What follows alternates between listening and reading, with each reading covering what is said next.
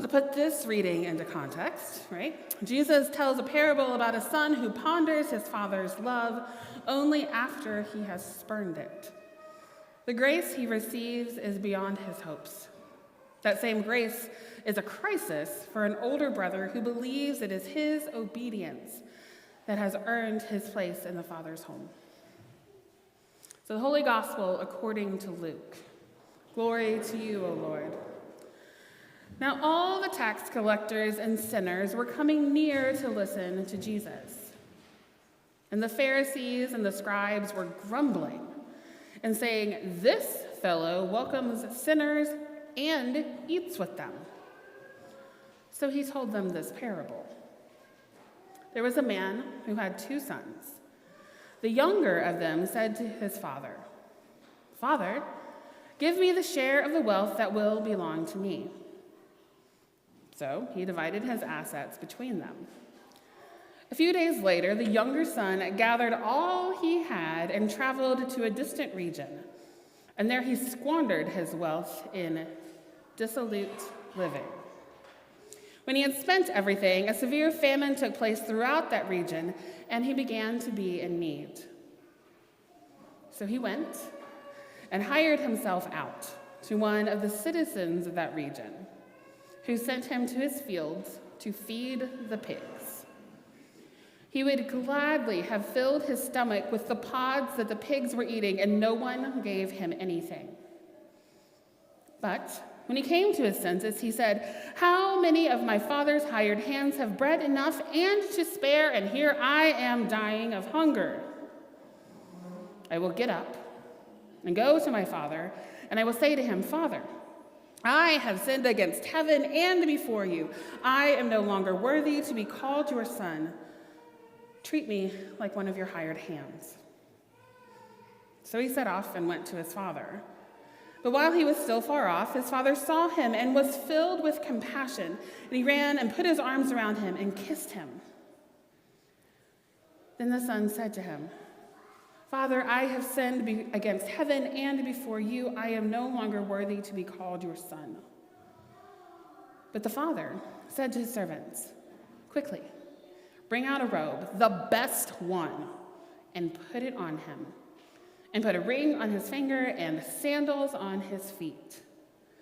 And get the fatted calf and kill it, and let us eat and celebrate, for this son of mine was dead and is alive again. He was lost and is found.' And they began to celebrate. Now his elder son was in the field, and as he came and approached the house, he heard music and dancing. He called one of the servants and asked what was going on, and he replied, 'Your brother has come, and your father has killed the fatted calf because he has got him back safe and sound.' Then he became angry and refused to go in. His father came out and began to plead with him, but he answered his father, 'Listen, for all these years I have been working like a servant for you, and I have never disobeyed your command. Yet you have never given me even a young goat so that I might celebrate with my friends. But when this son of yours came back, who has devoured your assets with prostitutes, you killed the fatted calf for him.' Then the father said to him, 'Son, you are always with me, and all that is mine is yours.' But we had to celebrate and rejoice, because this brother of yours was dead and has come to life. He was lost and has been found." The gospel of the Lord. Praise to you, O Christ. I invite you to be seated. Friends, I am not going to lie. I was absolutely relieved when I saw what the gospel reading was for today. Because over the past few weeks, I have been filling in at different congregations, and the readings we've had over the past couple of weeks have tended to be a little harder or harsher. Things like Jesus' temptation in the wilderness, and then Jesus showing up in Jerusalem and telling that entire city that they are the one to kill prophets. Then the parable of the man who wanted to cut down that 3-year-old fig tree because it hadn't yet borne fruit. This Lent, I have missed gospel readings that are overtly filled with grace. So when I read this gospel reading to prepare to be with you all today, I was filled with almost as much joy as the Father in this parable because grace has finally returned in the middle of Lent. But if I'm being honest, as I read through this parable, I find myself identifying with the older brother. Now, I want to step out of that, but when I read through the parable, even just now when I was reading it to you, I found myself getting frustrated all over again because I relate to the older brother. And as the one who relates to the well-behaved and responsible and plays by the rule brother, I get frustrated. So I roll my eyes at the son who has gone off and then returned home, and I get exasperated with this father who flings wide the door to welcome that son home.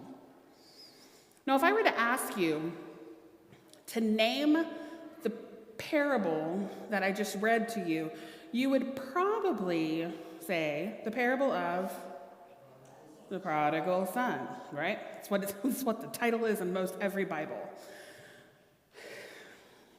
Which means, right from the very start, even before we start reading the parable, that unappreciative and manipulative little brat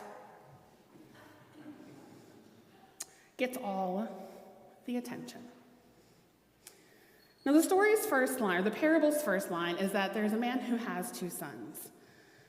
Well, like I said, right from children's Bibles all the way up to study Bibles, all the way to the Bibles we have in the pews, it focuses on the younger brother.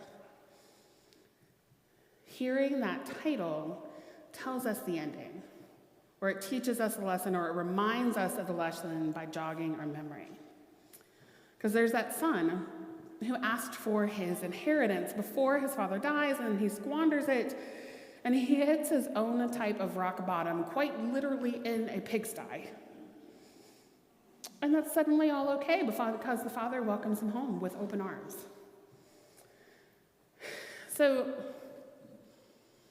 how many of you regularly use the word prodigal outside of talking about this reading? Approximately negative 10% of the time, right? Yeah. So, one definition of that word is someone who's wastefully extravagant. Okay, fine, it fits, right? But then the other definition I found is a person who leaves home and behaves recklessly, but then later makes a repentant return. And I ponder if this is an instance where someone invented a word to fit the story, to fit the exact meaning that they were trying to define. Because titling a biblical parable, the parable of the bratty younger brother, doesn't have the same ring. Or maybe we can try the parable of the responsible and irresponsible brothers. Or the parable of a father who loves both sons. What we name things matters a great deal, because titles set the tone and gives us a heads up for how to listen. So what if we titled this parable something different? I wonder if that would help us hear it differently. Because what if this were not the parable of the prodigal son, but the parable of the indignant son? The what? Right, the indignant son. If I were to spend the time to read through it again, I wonder how we might hear the parable differently. Or if we called it the parable of the welcoming father. Or we could even call it the parable of the starving pigs. You can laugh at that, because why would we name a parable the parable of the starving pigs? But I guarantee you that if we introduce this parable as the parable of the starving pigs and then I read it again, you are going to be listening to it very differently. Now, just as renaming this parable might shift how we hear it or how we receive it, sometimes reimagining how we gather as a people of faith can reshape our understanding of faith. And that is what my call as being a mission developer for Momentous, that's what we focus on. Now, I know that this ministry is located in the Southern Ohio Synod, but I promise it has pieces of it that can help you grow in your faith too, all the way up here in northeastern Ohio. Now, this is a new kind of faith community, and unlike most mission developments or new starts, we have no hopes of buying land or building a building to put on it, which is already different than pretty well how we've ever built church from the ground up. We have a focus on digital ministry through social media, through a podcast, and beginning last week, live streaming me playing video games. I kid you not. I will answer all questions after the service, right? And in addition to those digital ministry offerings, we also have in-person pop-up events. Now, the name of this ministry is Momentous, and that comes from, we started as a podcast that focused on God's moment to us for that week. So if you smush the words moment, to, and us together, you get the word momentous, okay? Now, our in-person gatherings range from going on hikes and praying together to meeting over coffee and talking about faith, the state of the world, what our faith may or may not say about that. Very heated conversations, right? And recently we just started making blankets for children in the foster care system. Now, most of the in-person gatherings happen in and around Genoa Township, which is in Delaware County, which is a couple hours from here. But the internet exists in many, many places, right? And through all of these things, we connect people who have felt disconnected from faith or who have been hurt by past involvement in the church, and provide a space for them to grow in their faith again. Now, where it starts to make sense for folks living in Rocky River about why in the world you should hear about this ministry is that if someone gets connected through the digital ministry things, someone logs into Twitch and watches me play Animal Crossing and they're like, hey, I live in Cleveland, or I live in, I know Rocky River's not Cleveland, but I know, or I live on the west end of Cleveland, right? We're west of Cleveland. I grew up in West Virginia. We don't do cardinal directions, right? So anyways, they live in this part of Cleveland. I can say, super, let me tell you a story about Good Soil Lutheran Ministries. They can get connected through our digital stuff. I'm not going to ask them to drive to Columbus to go on a hike. I'm going to say, hey, if you want to get connected to a faith community, go check out Good Soil. Then it becomes a way of outreach for anyone who lives anywhere that I can help connect them to a faith community when they are ready to transition from being involved with Momentous to a physical faith community. And we launched 2 years ago last Sunday, and right now the online community is hovering around 725 people. Ooh, that's a lot of people. And the podcast this past week crossed 5,000 downloads, which is also pretty big. We are supported by about 25 congregations across the Southern Ohio Synod and in some of our neighboring synods as well. Now, I meant to check this before I got up here, and pastors sometimes forget things. Do we have pencils in our pews? Great. If you are curious, I have a website for you to check out. It's our website to check out, right? And I can also give it to you after the service if maybe you want to double check what you wrote down. So I'll give you the link to our hub, which has links to every single platform we are on. It is Daily Momentous, DAILYMomentous.card, spelled CARRD.co.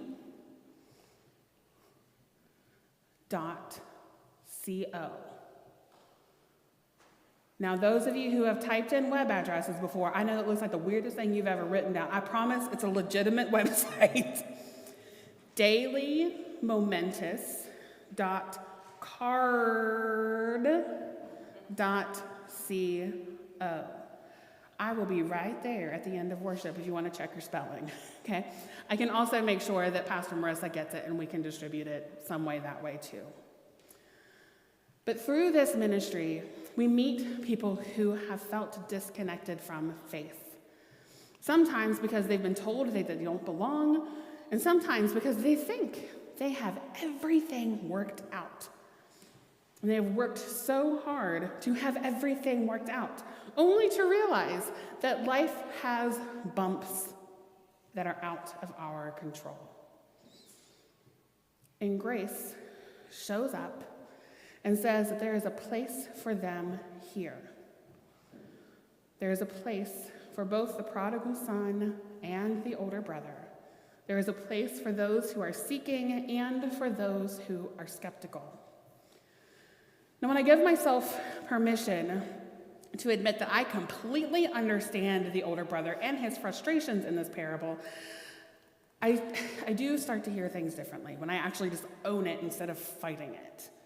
Because I know what it's like to be this loyal sibling, to get good grades without trying as hard, but not feeling like my accomplishments were special when report card time came around, or to not appreciate my four brothers' gifts in legal thinking and musical composition, and being absolutely stellar at soccer because I was too worried about me being special enough to measure up to their gifts.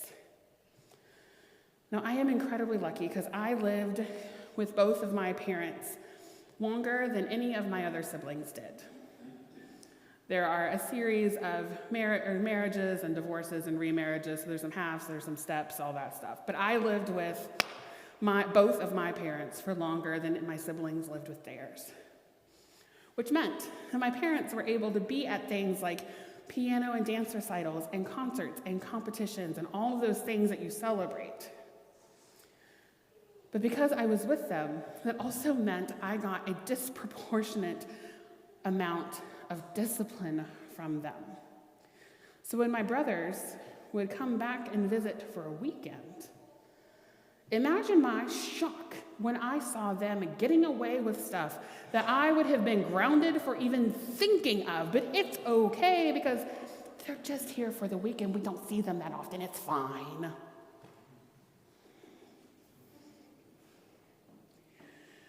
I resonate so much with the older brother.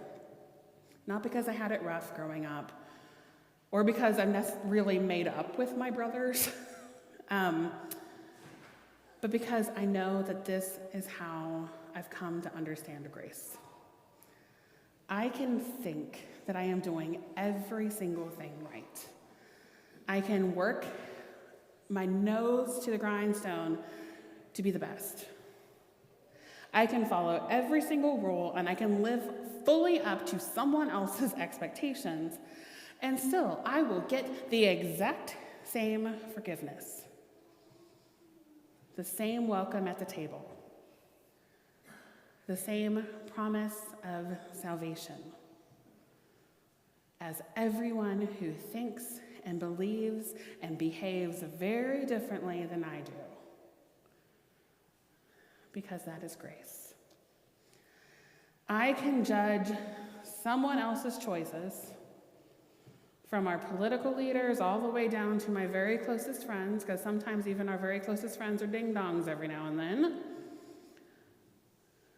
But God's grace is for both them and for me.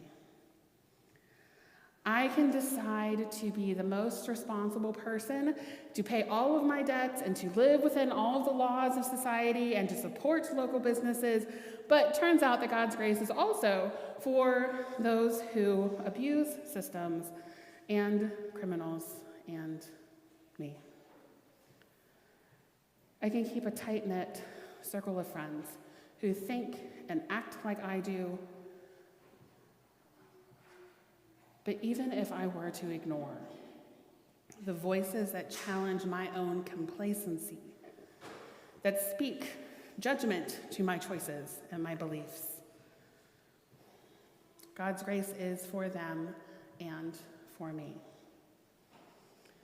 There is room in God's grace-filled and welcoming arms for all of us, for the prodigals and the indignant older siblings. There is room in God's grace for those of us who have been Lutheran our entire lives. There is room in God's grace for those who can only dream of sleeping in pigsties. But there's also room in God's grace for everyone who has had their fair share of nights sleeping in pigsties. There is room in the arms of grace for those who love this parable and for those of us who struggle with it and stay mad the whole time they read it every single time. Right? Either because we don't think we deserve the grace, or perhaps even worse, we think that our neighbor, that our siblings in faith don't deserve the grace. But that's the beauty of it. It's for all of us. Amen.